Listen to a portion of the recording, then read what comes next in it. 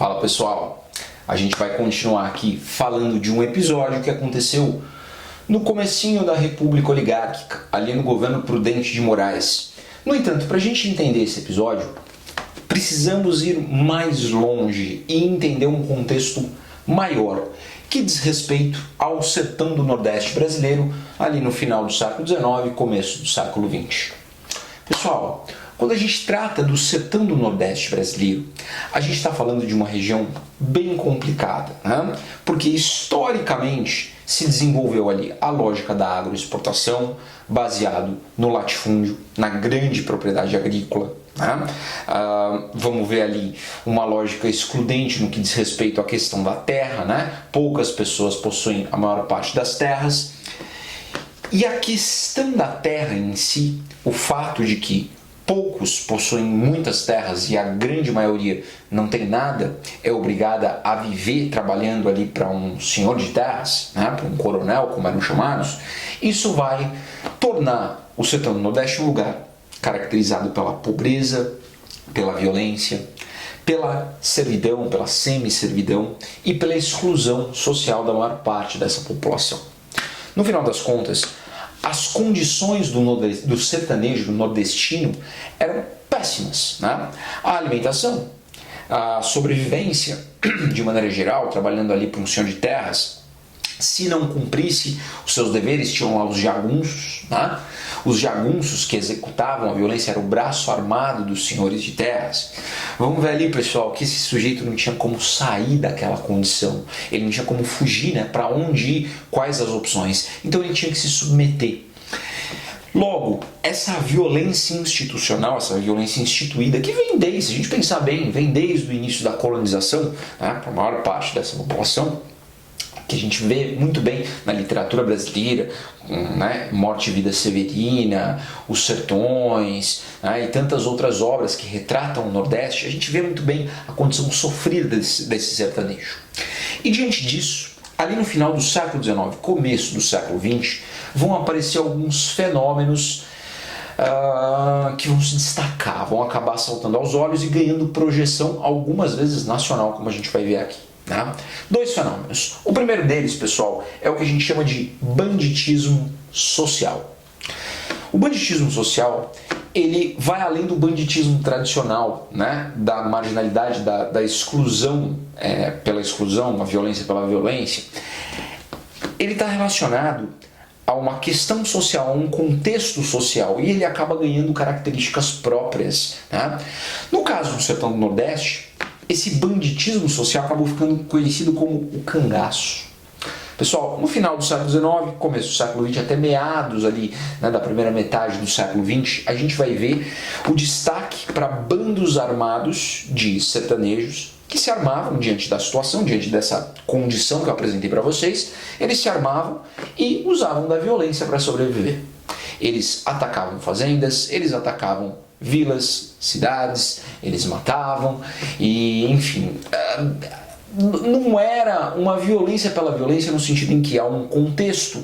E boa parte desses sertanejos que faziam parte do cangaço, eles tinham uma certa ética associada à condição ali em que eles estavam. A gente vai ver que muitos, né, desses cangaceiros, eles faziam uma espécie de Robin Hood do sertão, né? Alguns deles não roubavam de pobres, né? Só roubavam de fazendeiros ricos, de comerciantes ricos, de bancos, né? Alguns distribuíam uma parte da riqueza que saqueavam. Então, existe ali traços particulares, né, de uma cultura que vai surgir em torno da cultura nordestina, que vai se associar a essa violência, a esses bandos armados. Vários bandos fizeram sucesso, né, no começo do século, ficaram famosos no Brasil, né, o bando do Lampião, o bando do Curisco, né, personagens que acabaram se tornando folclóricos até hoje, né, são lembrados pelo sertão do Nordeste afora. Tudo bem?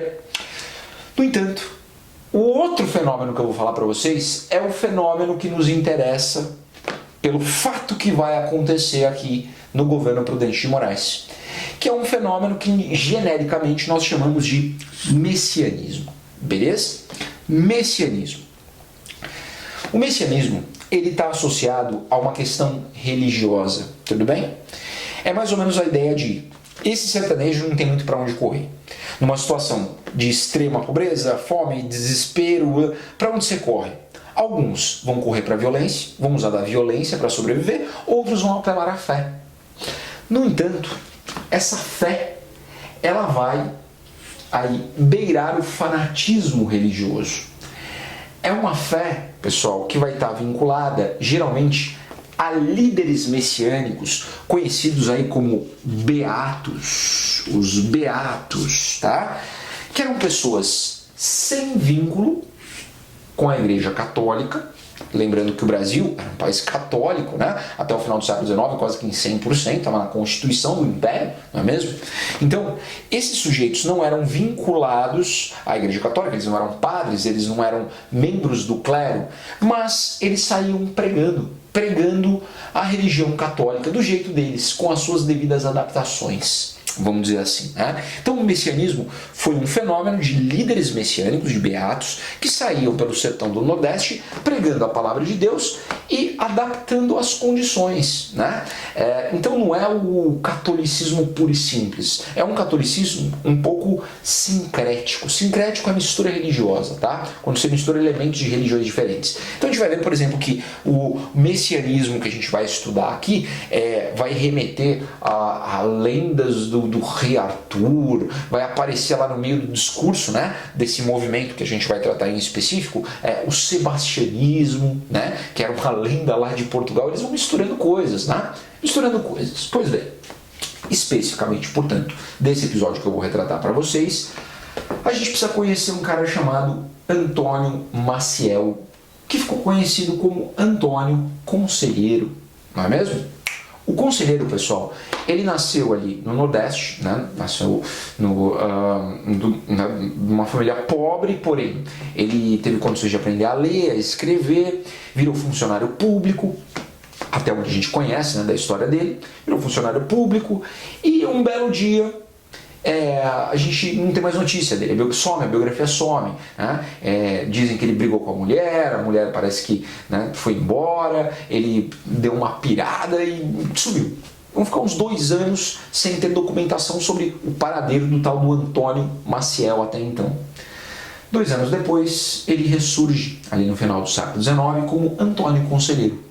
Uma outra pessoa completamente mudada, cabelo comprido, barba comprida, usava uma bata azul bebê com um cajado na mão e saía pregando pelo sertão com o seu cajado, dizendo que o mar ia virar sertão e o sertão ia virar mar. Ele dizia que os pobres, os cristãos, tinham que se unir ali na dificuldade para sobreviver, e ele saía pregando a palavra. Ele não era membro da igreja, né? Como eu disse para vocês, na maioria deles não tinham nenhum vínculo, e ele saia pregando. E ele conseguiu aí juntar uma galera em torno dele, conseguiu juntar um grupo, e ele foi andando pelo Nordeste, foi marchando pelo Nordeste. E pessoal, ele andava pelo sertão, pelas cidades, e o grupo que ele foi formando, que seguia ele, seus seguidores, eles esmolavam, pediam esmola, né, por onde eles passavam, até um dia que eles estavam andando pelo interior da Bahia, próximo de um rio chamado Vaza Barris. E ali eles encontraram uma fazenda abandonada, uma fazenda chamada Monte Belo, beleza? Perdão, pessoal, eu inverti, é Belmonte. Malminha. Fazenda de Belo Monte, pessoal. Essa fazenda, ela estava em ruínas e tinha uma capelinha, não era uma igreja, era uma capela.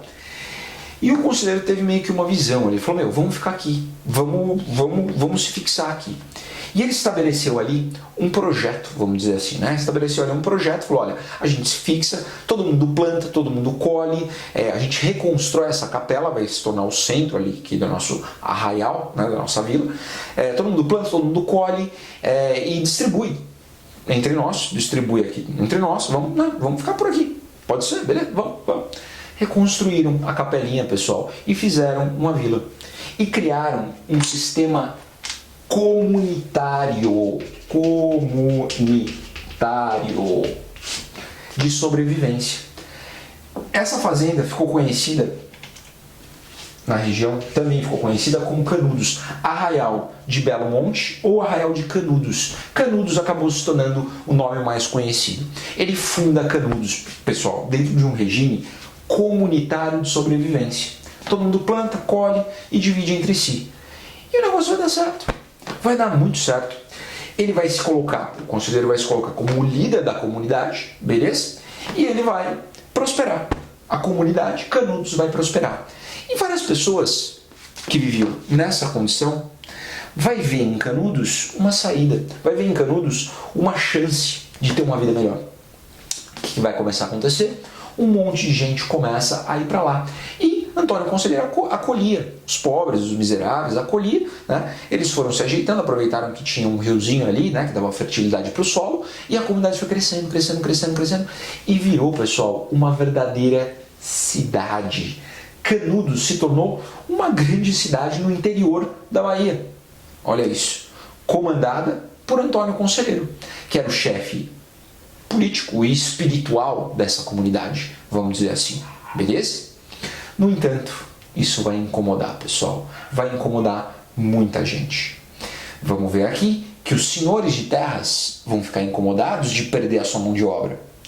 A igreja católica vai ficar incomodada de ter esse mundaréu de gente. Calcula-se, pessoal, que às vésperas do conflito que eu vou relatar para vocês aqui de Canudos, viviam aproximadamente 20 mil pessoas ali. Então, era muita gente reunida que não estava sob a tutela da igreja católica oficialmente, e sim de um falastrão, de um beato, né? De um não membro. Então a igreja católica vai olhar ali com maus olhos, os senhores de terras vão olhar com os maus olhos, as autoridades vão olhar com maus olhos. Aquilo é uma ameaça. Muito pobre junto, reunido e organizado. Dá um pouco de medo, um pouco, não é mesmo? E em função disso vai começar o conflito. Porém, vamos deixar para falar dele aí no próximo vídeo, beleza?